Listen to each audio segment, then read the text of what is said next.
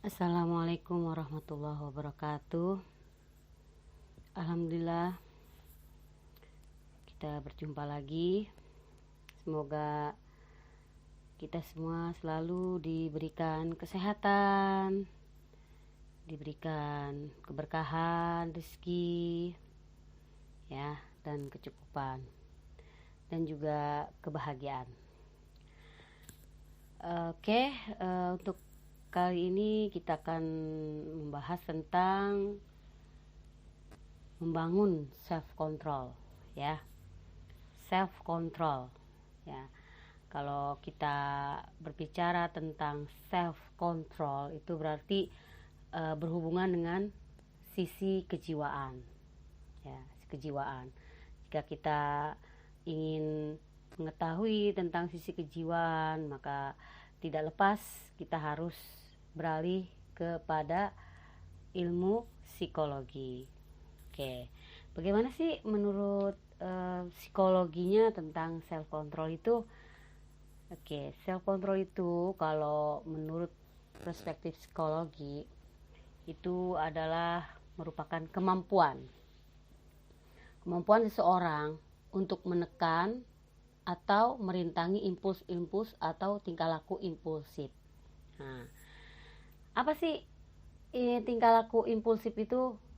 Tingkah laku impulsif itu tindakan yang berlebihan. Tindakan yang berlebihan yang lebih mengarah kepada destruktif, artinya merusak diri sendiri, merusak orang lain gitu, bahkan merusak orang lingkungan sekitar dia. Jadi self control itu kemampuan seseorang itu untuk menghindari tindakan yang berlebihan yang mampu merusak dirinya sendiri. Contohnya begini, misalnya seseorang mendapatkan tekanan-tekanan dari luar atau eksternal, dia merasa tidak mampu untuk berpikir panjang sehingga mengalami depresi, ya, akhirnya ingin mengakhiri hidup dengan cara bunuh diri atau melampiaskan dengan obat-obatan atau miras. Nah, itu seperti itulah tingkah laku impulsif, ya. Jadi kalau orang yang memiliki kepandaian atau kemampuan untuk self control, dia tidak akan sejauh itu merusak dirinya sendiri. Justru dia akan mencari solusi, mencari jalan, memotivasi dirinya sendiri agar selamat, agar berada dalam keadaan atau kondisi yang baik-baik saja, seperti itu. Dari kemampuan seseorang itu untuk mengendalikan self controlnya itu pun sangat bermanfaat di beberapa aspek, ya. Untuk beberapa aspek, misalnya gini, yang pertama, self control seseorang itu, ya, itu dia mampu untuk mengendalikan perilaku, ya. Behavioral control, dia mampu mengendalikan perilaku ketika dalam keadaan-keadaan yang tidak nyaman atau dalam kondisi-kondisi yang tidak nyaman. Contohnya begini, bukan hanya perilaku tapi dia juga mampu mengendalikan emosi. Contohnya begini, ketika seorang guru lah, ya. Oke, baik, saya ceritakan pengalaman saya aja nih, ya. Jadi waktu saya pernah mengajar SD, ya. Ketika itu ulangan tengah semester.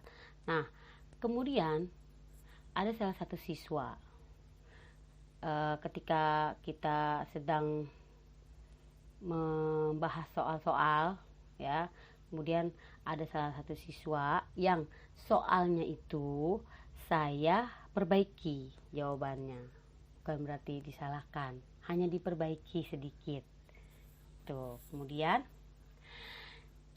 si ibunya ini tidak terima, komplain, akhirnya datang menghadap saya, lalu dia berbicara dengan nada yang tinggi, dengan nada yang keras, sifatnya narsis, terus pokoknya berbicara yang sangat-sangat memancing emosi lah.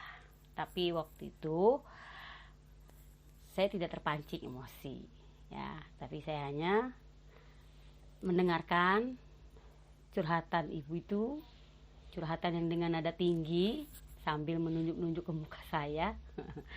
Tapi saya hanya tersenyum saja. Dan akhirnya selesai bicara, ya sudah dia pergi. Seperti itu ya. Disinilah kemampuan self control seseorang itu dimanifestasikan ya. Kalau seandainya tidak ada kemampuan untuk self control, itu mungkin udah saling adu bacot kali ya, saling adu bacot, saling tidak ada yang mau mengalah gitu. Tapi karena saya waktu itu posisinya adalah sebagai wali kelas gitu, jadi saya harus bisa mengontrol emosi saya karena melihat kondisi di sekeliling saya itu ada anak-anak gitu ya. Saya ingin keadaan tetap tenang, tidak terlihat seperti horor gitu, tidak ya. Jadi seperti itulah kemampuan self control seorang harus dimanifestasikan dalam kondisi-kondisi yang tidak nyaman. Bagaimana kita bisa tetap tenang, tetap merasa baik-baik saja gitu. Nah setelah si wali kelas itu berbicara panjang lebar dengan nada yang tidak enak dan nyolot, udah selesai, ya sudah, akhirnya pergi gitu. Seperti itu ya. Dalam kondisi yang macam-macam juga pasti ada banyak lah. Anda sekalian pasti pernah mengalami lah, bagi yang memang dia itu mampu mengendalikan self controlnya gitu ya, pasti ada kondisi-kondisi yang tidak nyaman tuh, pasti ada lah ya. Dan disitulah kalian harus mampu untuk memanfaatkan self control itu, seperti itu ya. Terus di sisi apa lagi self control itu untuk bisa dimanifestasikan, yaitu dalam cognitive control, yaitu dalam cara berpikir. Nah, berpikir juga ini pun harus kita kontrol, karena kalau tidak dikontrol pikiran ini itu kemana-mana, liar, negative thinking ya, itu yang ada, yang muncul ya macam-macam. Karena pikiran manusia itu tidak akan pernah sepi ya. Cobalah, mungkin seseorang itu mulutnya terlihat diam, tapi kalian tidak tahu kalau dalam pikiran itu ramai sekali. Pikiran manusia itu dalam sedetik pun tidak akan pernah sepi. Dia selalu berpikir, membayangkan, membuat planning, membuat rencana gitu kan. Oh besok ngapain ya, oh ini nanti kemarin, oh tadi ketemu si Anu, oh tadi saya dikecewakan, oh tadi saya mendapat perkataan buruk, oh tadi saya digini. Nah macam-macam lah ya pikirannya. Nah itulah harus kita kontrol. Ketika kita mendapatkan berada di situasi yang tidak nyaman, atau kita mendapatkan perkataan atau sikap yang tidak baik dari orang lain, maka disitulah kita harus memanfaatkan self control kita dalam segi kognitif ya, berpikirnya. Nah kalau kita tidak mampu mengontrol itu, kita akan mudah terbawa hasutan orang, kita akan mudah terpengaruh, kita tidak bisa membedakan mana ini berita yang benar atau hoak gitu kan. Ya pikiran itu kan untuk mengolah data ya, apa informasi apa saja yang datang kepada kita itu kita masuk ke pikiran kita gitu loh. Entah itu omongan orang benar atau tidak, entah itu berita yang benar atau tidak, maka itu kita harus mempunyai kemampuan untuk mengendalikan kognitif kita gitu. Ini kita dapat berita nih, misalnya pasang suami istri ya, si istri di rumah, kemudian dapat SMS nih dari entahlah nomor yang tidak diketahui ya, atau mungkin teman-teman tapi tidak dekat gitu. Itu saya melihat suami kamu bersama wanita lain loh, lagi ngobrol di kafe. Nah itu kan info yang belum jelas ya, benarkah? Siapa wanita itu? Di mana? Apakah? Kapan? Nah itu kan menjadi suatu pertanyaan. Nah disitulah kita harus pandai-pandai mengontrol pikiran kita untuk mengolah info yang datang. Selidiki dulu, benarkah? Selidiki dulu. Kemudian kalau kita tidak mampu untuk menyelidiki, ya nanti bisa kita tanya dulu. Jadi ketika kita pikiran itu dalam keadaan tenang, maka emosi pun stabil. Jadi ketika pikiran kita itu langsung kalut, langsung panik, langsung ini, yang ada tuh hanya tidak ada jalan keluar gitu loh. Ketika seseorang dalam keadaan negative thinking yang tinggi atau overthinking, sulit untuk mencari jalan keluar yang baik gitu, atau mencari solusi itu sulit. Oleh karena itu, pandai-pandailah untuk mengontrol pikiran gitu. Tetaplah tenang, tunggu ketika suami pulang, bisa bicarakan baik-baik seperti itu. Itu ya, manfaat dari kita self control itu kita bisa manifestasikan dalam mengendalikan pikiran agar tetap stay positif ya, stay cool, stay calm. Oke. Kemudian di mana lagi bisa kita manifestasikan self control itu? Decisional control, ketika kita mengambil keputusan. Nah, di saat seseorang mengambil keputusan itu, ada kata Rasulullah, saya masih ingat, ketika kamu sedang mengambil keputusan, janganlah dalam keadaan marah. Nah, jadi kalau ingin mengambil suatu keputusan, sebaiknya dalam pikiran yang tenang, jernih. Karena keputusan ketika diambil dalam keadaan marah tidak tepat, pastinya tidak akan pernah tepat. Seperti itu. Oke, saya ulangi lagi ya. Manfaat dari self control itu kita bisa memanifestasikan dalam mengendalikan perilaku, ya kan? Agar tetap kita bisa secara seimbang perilaku, tindakan, dan pikiran gitu. Kemudian mengendalikan pikiran agar tetap stay positif, stay cool, stay calm, oke?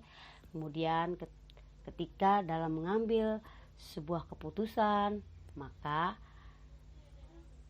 kita harus dalam keadaan tenang, bisa mengendalikan emosi yang stabil gitu ya. Karena kalau seseorang yang emosinya masih meledak-meledak gitu ya, menggebu-gebu, mudah marah, tensinya naik, itu self controlnya belum stabil ya. Bagaimana sih caranya tuh biar kita tuh bisa tetap mampu memiliki self control yang baik. Nah, dalam ajaran Islam itu ya ada 3 hal sebenarnya yang menjadi fitrah manusia itu, yang mereka itu cenderung untuk mendalami atau memfokuskan itu. Apa itu? Pertama adalah pengetahuan. Ya, pertama pengetahuan, kedua itu agama, dan ketiga cinta. Jadi ada 3 hal itu ya fitrahnya manusia, yang manusia itu cenderung untuk memperdalam, memfokuskan, dan sangat membutuhkan 3 hal ini. Apa itu? Pengetahuan, agama, cinta. Oke, sekarang kalau pengetahuan jelas ya, manusia itu fitrahnya memang ingin tahu gitu loh. Belajar, dan terus belajar. Kalau ada manusia yang tidak mau belajar, ya apa bedanya dengan kambing yang kerjanya cuma makan tidur, melahirkan. Tuh.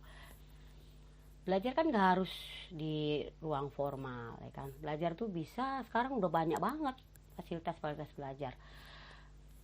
Internet, Google, YouTube, itu banyak banget belajar ya. Lewat media-media sosial juga banyak itu podcast yang memotivasi, itu banyak. Dari lagu-lagu aja kita bisa belajar ya kan.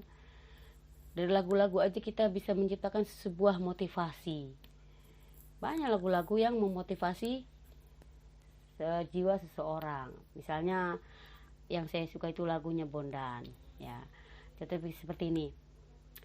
Ketika mimpimu yang begitu indah tak pernah terwujud, ya sudahlah. Ya udah, kalau nggak terwujud ya sudah, cari lagi yang lain gitu. Cari lagi bakat yang lain. Manusia tuh dilahirkan sudah mempunyai itu potensi, banyak potensi. Bahkan ketika waktu masih kecil, oh anak ini suka olahraga, anak ini suka tenis, suka basket. Ketika dewasa 180 derajat Celcius berubah haluan, malah jadi chef. Seperti itu. Karena di dalam diri setiap manusia itu memiliki banyak sekali potensi. Kalau ingin digali, kalau ingin punya kesungguhan, pasti bisa. Tuh ya. Seperti saya ini, sudah banyak banget pekerjaan yang saya lalui, dari mulai marketing properti ya, kemudian broker freelance, kemudian pengarah psikolog, sampai akhirnya guru agama ya, kemudian bisnis online, sudah banyak banget. Dan akhirnya sekarang ini mungkin ya sebagai YouTuber ya, bagi-bagiin pengetahuan lah sambil belajar seperti itu ya. Nanti nggak tahu lagi nanti bakalan bagaimana, potensinya itu banyak sekali. Saya juga hobi masak, suka masak gitu ya. Kemudian kita lanjutkan lagi ya.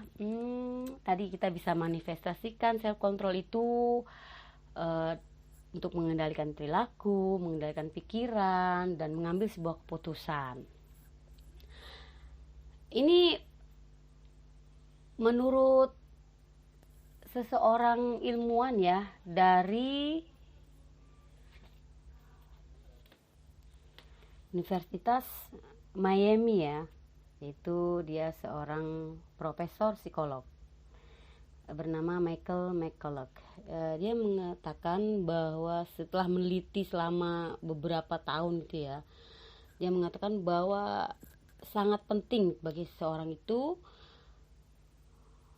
untuk kesuksesan hidupnya, untuk mendapatkan kesuksesan hidupnya ya, yaitu dengan agama. Selalu bersandarkan membutuhkan agama. Karena dengan beragamalah mereka mampu untuk mengendalikan diri daripada mereka orang-orang yang tidak beragama. Ya. Maksud agama di sini masih umum ya.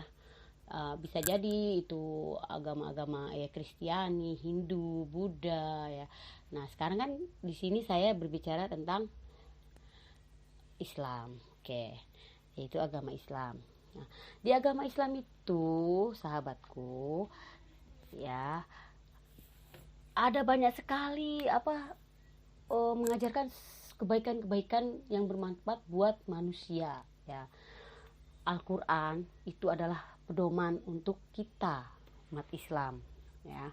Di dalam Al-Quran itu banyak sekali petunjuk-petunjuk ya, yang bisa dijadikan pencerahan bagi hidup kita, yang bisa dijadikan kompas untuk kita berjalan di alam semesta ini, dan bisa juga dijadikan sebagai motivasi untuk membangun dan membangkitkan jiwa kita yang lagi down gitu ya. Kan Rasulullah sendiri itulah sebagai contoh ya, contoh suri tauladan kita. Kata Al-Quran, laqad kana lakum fi rasulillahi uswatun hasanah. Jadi ada pada diri Rasulullah itu uswah hasanah, suri tauladan yang baik ya. Udah kita ngambilnya contoh dari suri tauladan hidup kita itu udah Rasulullah aja gitu ya. Kalau nabi-nabi sebelumnya kan udah disempurnakan oleh Rasulullah gitu loh, terakhir, nabi terakhir gitu ya. Nah, sedangkan Al-Quran ini sudah 1400 tahun yang lalu ya diturunkan pada masa Nabi Muhammad. Kata Allah, kalau kamu tuh jiwa kamu ingin mutmainnah, ingin tenang ya kan, ingin hidup kamu damai, fa'akim wajhah Fa'akim wajhaka lidini hanifa. Udah, fokus saja sama ajaran Allah, fokus saja sama Islam, pada ajaran Hanifah. Hanifah itu julukan untuk ajaran Nabi Ibrahim. Ya, Nabi Ibrahim itu bukan seorang Yahudi atau bukan seorang Nasrani, ya. Hanifah itu artinya ajaran Nabi Ibrahim yang istiqomah, gitu ya. Istiqomah ya, konsisten, jangan melenceng-melenceng, gitu ya. Udah, Tuhan kamu tuh Allah, udah Allah aja. Jangan Tuhan kamu tuh duit, Tuhan kamu tuh jabatan, Tuhan kamu tuh bisnis, jangan. Tuhan kamu Allah aja, udah itu. Fitratallahi fataron nasa 'alaiha, karena disitulah sebenarnya fitrah Allah, fitrah yang sudah diberikan Allah kepada manusia. Yang tadi saya sudah bilang, manusia itu fitrahnya 3, kecenderungan mereka itu 3, pengetahuan, agama, dan cinta. Coba saya tanya di sini, ada nggak yang tidak pernah mencintai atau tidak butuh cinta? Nggak ada kan? Semua manusia itu pasti butuh cinta, butuh dicintai dan butuh mencintai, ya kan? Orang tua mencintai anaknya, anak butuh cinta dari orang tuanya. Sebaliknya begitu, orang tua butuh cinta juga dari anaknya. Seperti itu ya. 3 hal itu. Jadi kalau kamu tuh ingin self control kamu tuh stabil, baik ya. Oh, kamu harus melakukan apa nih biar seimbang. Fa'akim wajhaka lidini hanifah, yaitu udah hadapan saja dirimu, fokus hatimu kepada agama Allah. Jadi ketika fokus itu kepada agama Allah itu membutuhkan proses yang panjang ya, tidak instan. Berarti harus dibangun dari usia dini. Nah, kalau para orang tua ingin anak-anaknya memiliki self control yang baik ya, stabil, seimbang, yaitu dari kecil ya, bekali mereka dengan akhlak Islam, pengetahuan Islam, tentang sunnah Rasulullah SAW. Itu salah satu aja ya, salah satu contoh aja ya dari sunnah Rasulullah. 1, bersiwak nih ya, contoh. Bersiwak itu zaman dulu kan belum ada odol. Nah, sekarang sudah ada pasta gigi, maka gosok gigi. Ketika anak diajarkan, oh ini loh sikat gigi ini sudah diajarkan Rasulullah dahulu, kamu juga harus mengerjakan ya, biar gigi kamu bersih, biar mulut kamu tuh bersih, harum gitu, enak orang ngobrol sama kamu, seperti itu, indah dipandang ya kan. Kalau bersih kan indah dipandang. Coba kalau ada yang keju-kejunya gitu kan gelai gitu. Nah, seperti itu. Ajarkan salah satu ajar sunnah Rasulullah, dan manfaatnya itu sangat besar buat manusia. Nanti perlahan-lahan anak itu akan membangun self controlnya gitu.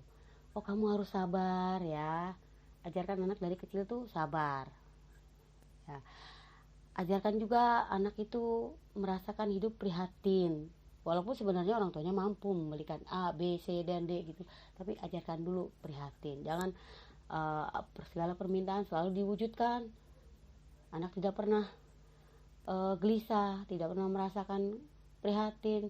Nanti ketika suatu hari nanti keadaan ekonomi finansial berubah 160 derajat Celcius, bagaimana? Pasti jiwanya goncang, self kontrolnya tidak mampu untuk itu.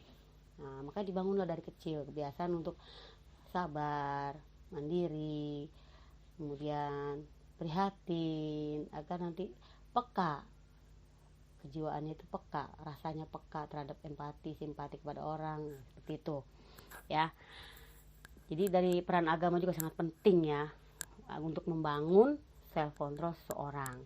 Cinta, nah cinta ini kalau dalam keluarga itu yang sangat dibutuhkan, antara cinta kedua orang tua terhadap anak-anaknya.